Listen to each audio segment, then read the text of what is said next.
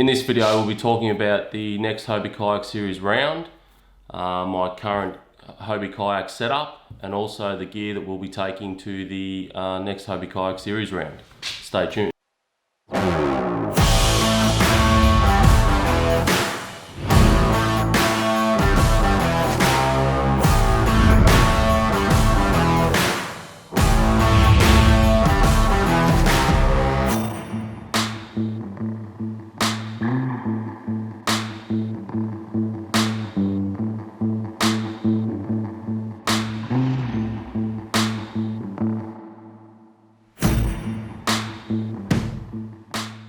In the next few days we'll be heading to St George's Basin to fish round 10 Hobie Kayak Series. I'll be heading there with Johnny Rayo. If you don't remember Johnny Rayo, he was the one that was demonstrating re-entry into his kayak and lost his Hobie glasses. That was back at Blue Rock Lake, I believe, at the start of the year. So if you haven't checked that video out, I'd encourage you to do so. I'll attach the link in the description below. St George's Basin is situated in Sydney, which is about a 9.5 hours drive for us here in Victoria. Our plan is to leave early Thursday morning. We'll be driving up pre-fishing Friday, comp day Saturday and comp day Sunday. Basically heaviest bag wins. We'll be fishing for bream, best out of 3 fish for the day, and just a continual upgrade until you feel like you've got the heaviest bag. I'll be capturing the whole event and trying to put together a video series for you guys to see. I've also added a few extra attachments for the GoPro just to throw in some more shots just to see how we go. We'll run through them later. Also, we've been doing some work on the kayak trailer as well, and we'll also discuss that later on in the video. Before we get into the video, I'd just like to thank everybody for their support and encouragement on these videos. These videos to me take a lot of work and a lot of time. I enjoy a camera or a drone in the hand just as much as a fishing rod, so I really like to show you guys what it's like out on the water. If you haven't subscribed yet, please subscribe. It helps me out, it encourages me to keep going, and hit that like button and let's get into the video. Alright, starting at the back of the kayak, this is the Hobie Power Pole. Basically what this allows you to do is fish a body of water from about 600 mil to about 1.7, 1.8 meters. Basically where I use it is when we're fishing the flats, you know, for bream, and you want to just hold position. You just pole down and cast into the fish. I can remember this being so beneficial back at Bem River, I think it was, at round 1 this year, where it blew up really hard and the fish all of a sudden just come on the bite. And I sort of poled down out from the edge and just cast into the fish, and basically, yeah, it just sort of improves your hookup rate basically, because you can just stay there and cast into the fish and not have to, you know, float over them and spook them. So if you haven't got a Hobie Power Pole, I highly advise you to get one. They are sort of fairly costly, but at the end of the day, they're worth their money. So yeah, that's the Hobie Power Pole. Alright, working our way up to the front of the kayak. This is the Hobie Livewell XL. I believe at its full capacity it carries about 41 litres. It runs off a 6-volt battery, and basically it's just an impeller that sucks up water through the underside of the kayak and fills up and just keeps the water aerated for the bream. Basically we use these to obviously keep the bream alive in the tournament series, or, you know, even if you're recreational fishing or whatever, you can throw your fish in there and, you know, they'll stay alive. So basically this is a must for the tournament series. We've got to have, I think it's like 23 litres minimum we've got to have. So this clearly satisfies the conditions. So yeah, basically that's the Hobie Livewell. Alright, so inside this is a fuel primer, and basically what I use this for is I stick this in the inlet pipe of the Livewell and give it probably 3 or 4 pumps, and what that does is sucks the water up through the impeller and starts running. Why that's handy is if you're poled down with the Hobie Power Pole and you're onto the fish and you're casting away and it's a hot bite, basically you don't want to unpole and sort of float over the fish and spook him. You just want to sit there, prime your Livewell, and then get going and throw the fish in there. So basically that enables you to do this. You can basically just prime it, fill it up, throw your fish in, and then keep fishing without upsetting any fish. So that there is a great investment. I mean, it's only $2 from Bunnings, but that there is great to have in your live well. That's the inlet pipe that just connects to the bottom underside of the live well, and yeah, that there, always make sure that that's facing the front, because that sucks up the water up through the impeller and then fills the live well. And here's my culling tags. I made these myself. Basically what I got is I've got a practice golf ball, I've got some string and then some shrink wrap, and that connects to some culling clips that I bought. So basically all just super glued together, so hopefully they hold up. I've just basically made these fresh, and you can see that with the 1, 2, I've got 4 in there. So basically that's coinciding with a number that I enter into my digital scales. Corey has a great video on how to cull fish. It's called Culling with Corey. I'll attach that in the description below, and gives you a great insight into how to cull fish and get set up for that tournament. The tournaments, that's probably the main thing, is weight and fish. So it's a great way to learn how to cull properly, and this video will really help you with that. Alright, so next is this Hobie Vantage Seat bag. Basically this just clips on the back of your Vantage seat. It's just a fantastic bag. I pretty much put, you know, everything from like treble pliers to, you know, Hobie Sunnies to, you know, leader line, everything like that. Everything that just is annoying and that can be thrown somewhere gets thrown in here. This bag is just absolute necessity out on the water. They're not overly priced, so I just think that they're a fantastic add-on to put behind your seat, just, you know, just to throw them things that just get annoying and in the way. So chuck them all in there and you sort it out on the water. All right, so moving further up the kayak now, I've got the Lowrance Hook 4 fish finder. Now, I know you're probably all thinking that why the hell is he running a Hook 4?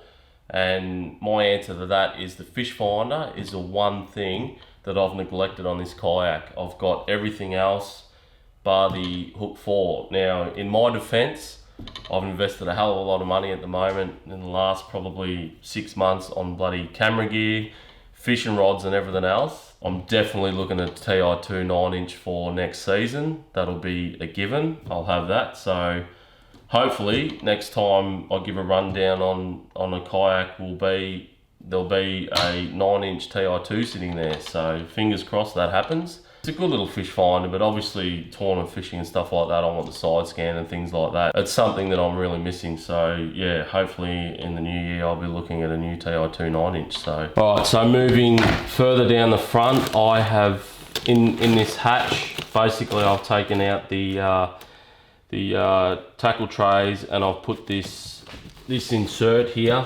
in, and basically what that does is carries like all my plastics. So, you know, range of Z-Mans, Berkeley Gulps, Pro Lures, all that sort of stuff. So basically, you know, I've taken the tackle trays out and then put this insert in, so all my plastics sort of sit in there and all arranged and everything like that. This little pouch here is handy for, you know, throwing in some pliers and things like that, and that just closes up and seals nicely and out of the way. And yeah, whenever I want to get a plastic out, I just sort of open that up and away I go. All right, so moving further up the kayak, here is the 180 drive. I believe these are the version 2. Basically, yeah, the Mirage drive, these are fantastic. Being able to go forward and in reverse is great. Obviously, Hobie have got the new 360 drives coming out. It's going to do a full 360 revolution, but you know, ever since getting in this and being able to go from reverse, it's just been fantastic. These drives are great. Obviously with the new kick-up fins coming out, they'll be even better again. So Hobie just keep, you know, revolutionising their products all the time, and it's fantastic. But on this current 2019 kayak, that's what, you know, come with this is the 180 drives, and look, they're just fantastic. Just a little tip, if you can get a nut there basically what I've done is I've doubled up the nuts there. So what was happening is that nut there was coming off. So basically I've got another nut that put over there, and then thread lock them. So each and every one on both sides, and that'll allow this knot to for the nuts to come off. All right, so we're at the very front of the kayak now. This is basically the front hatch. What I put in here is basically all my camera gear, drone, food, snacks, tackle, wet weather gear, all that sort of stuff goes in here. Anything that I don't want wet goes in here. Basically the new hatch now, well, this is on the 2019 kayak, basically they've got a rubber seal here and a rubber seal around the bottom of the top of the hatch, plastic hatch here. And basically just a little tip here is what I do is the actual cords I crisscross, and they go over to the far, so that basically crisscrosses. And what that does is holds a lot more pressure on the lid, and it pushes down on the rubber seals a lot better. And I find that gives you a better seal. The last thing I want out in the water is all my drone gear and all my camera gear to get wet. So I've looked into different things, and that basically holds a lot better pressure on the rubber seals and seems to seal it. I've gone through a lot of windy, rough weather, you know, water's coming over the hatch and basically nothing's gotten wet. So that's just a little tip that can sort of help you out with trying to seal up the hatch a bit better. Now that's pretty much the kayak covered. Now basically I didn't mention earlier, but I've got a 2019 Pro Angler 14. It's in camo, so that's the kayak that I'm running. And we'll head over now to the bench and I'll go through some of the gear that I'll be sort of packing and taking to St. George's Basin with us. So we'll head on over now to the table and I'll go through that with you.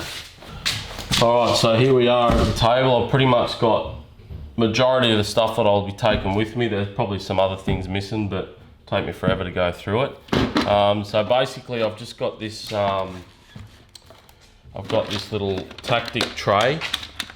And in here, this just throws all the little stuff. So basically in here I've got, you know, some paint for the crabs. I've made up some metal sinkers for the crabs, and just a heap of super glue and a paintbrush to paint the crabs. So basically that's just a little storage thing that I'll just throw all this sort of stuff in. Super glue is great to have out in the boat. I've got a ruler. Basically it's just like a measure. Obviously when we're doing these tournaments, there's a specific length that the brims have got to be, so basically to make it legal. So this is just handy to have. It's nice and small, you just put the fish on it and measure it. And yeah, that just sort of sits next to me in the kayak. Alright, so moving further down the table, I've got these Samiki tackle trays. These are fully waterproof, so it's really handy for these expensive lures to not get salt and stuff on them, because you start getting rust and all that sort of nonsense that you really don't want with lures.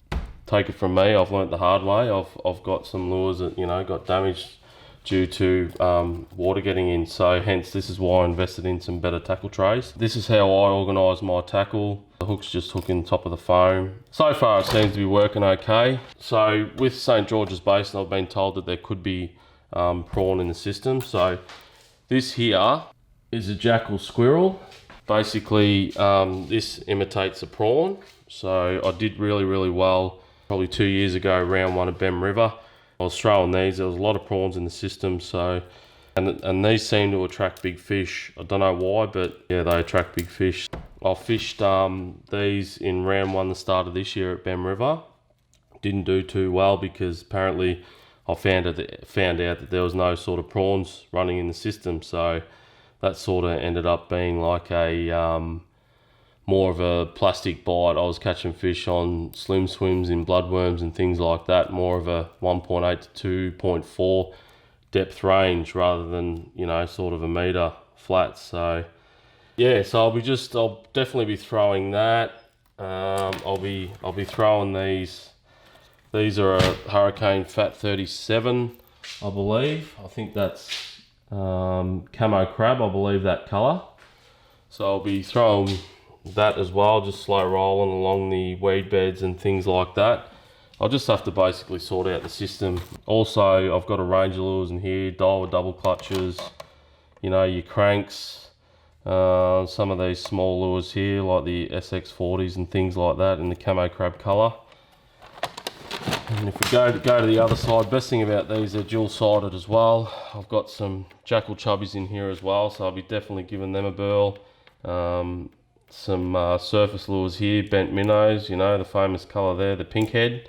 So definitely be sort of giving them a try as well. And that's how I sort of keep my lures together.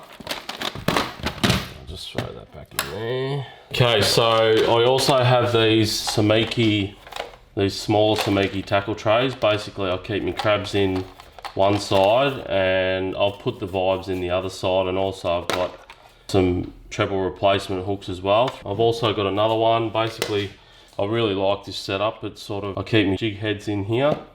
Basically, the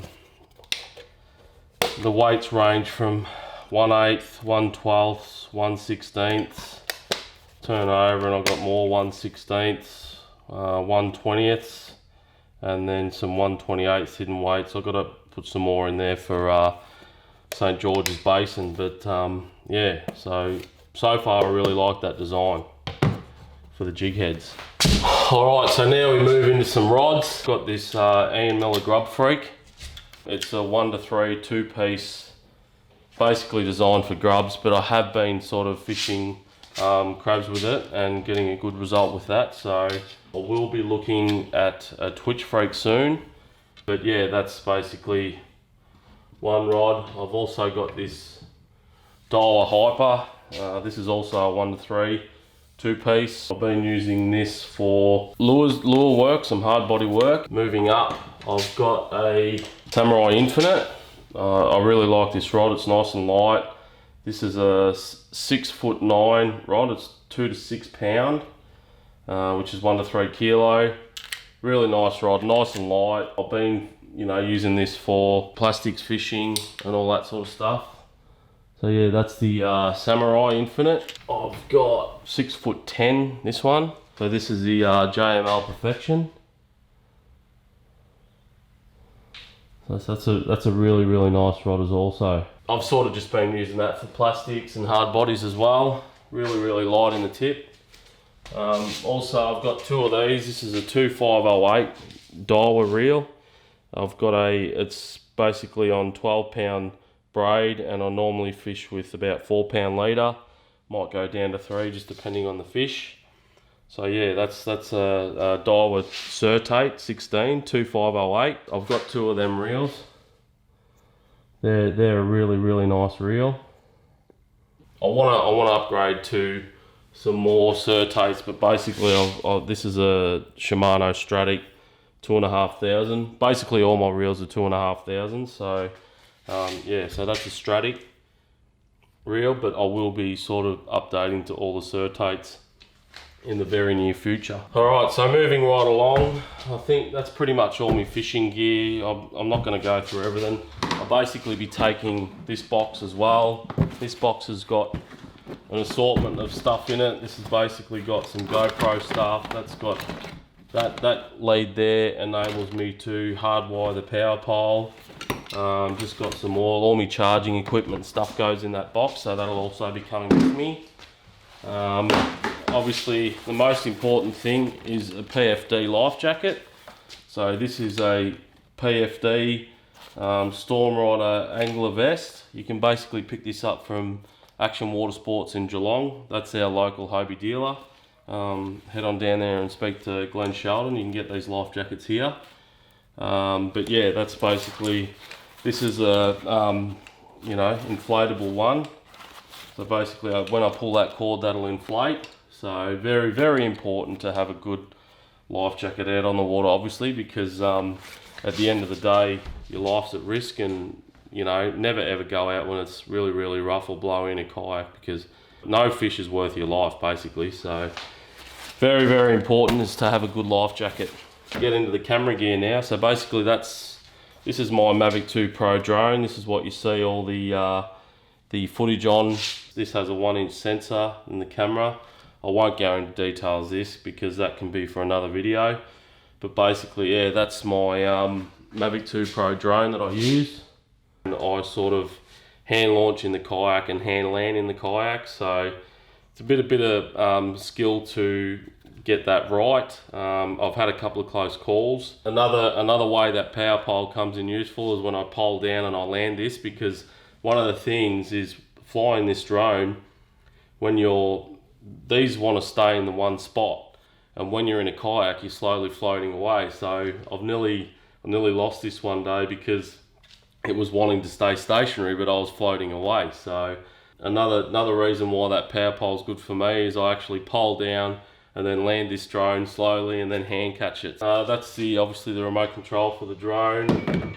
Another handy thing out in the kayak is this LED Lensa headlight. This is fantastic. You know, very bright. It's got all different settings on it. Setting up in the morning when we go to these tournaments, or just being out on the water if it's sort of darkish. Really bright light on that. Different settings, and yeah, this is just a fantastic light. Obviously it goes over your head, and it's brilliant. This is the obviously my drone bag. It comes with a FlyMore kit. I've got 3 batteries with the drone and things like that. So we won't get into detail.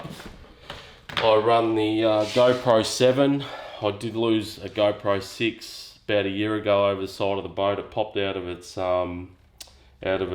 mount here. So basically what I do now is wrap a tether around that part of the GoPro.